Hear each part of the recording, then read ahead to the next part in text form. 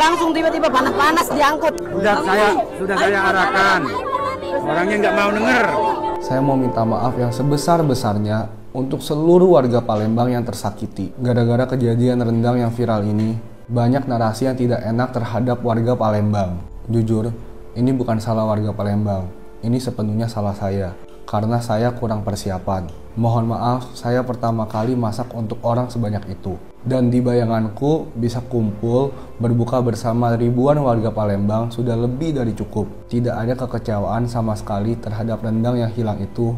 Malahan aku senang sekali melihat antusias warga. Karena pada akhirnya rendang itu dimasak memang untuk dibagikan ke warga.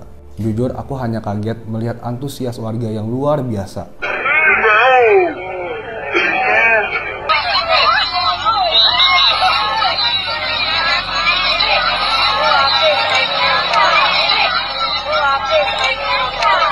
Ini pelajaran berharga buat aku. Aku tidak merekayasa hal itu. Aku hanya tidak memperhitungkan hal tersebut bisa terjadi. Dan itu adalah kebodohanku.